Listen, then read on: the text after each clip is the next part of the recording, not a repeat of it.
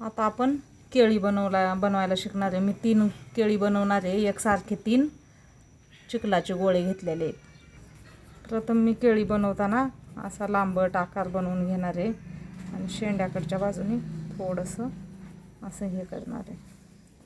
तिन्ही पण असेच बनवून घेणार आहे.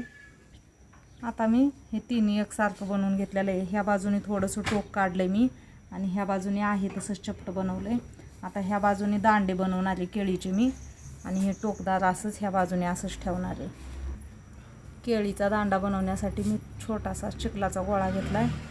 त्याला असा थोडा लांबट आकार दिलेला आहे आणि मी आता हे लांबट आकार दिलेलं इथं हे जोडणार आहे असं.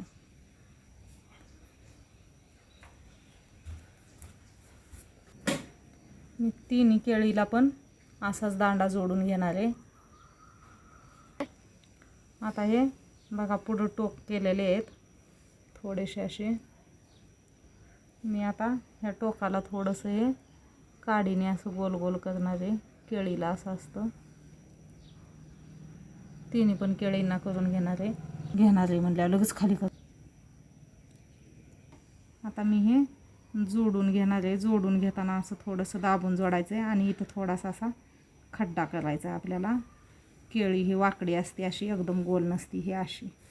आणि आता हे तिसरी केळी पण जोडून घ्यायची आपल्याला. तिला पण हे असं थोडासा असं गोल आकार खड्डा घ्यायचा आहे हे असं.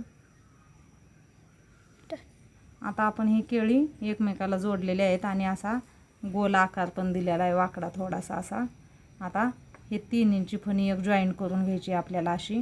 त्याच्यासाठी मी हे चिखल घेतलेला आहे आणि एवढा हे लांब करून घेते एवढं जोडण्यासाठी बस. आता हे फणी ह्याला चांगली अशी जोडून घ्यायची आहे. ती निघली नाही पाहिजे असं 3 केळींना जोडून घ्यायची आहे. हे झालेली आपली केळी बनवून तयार.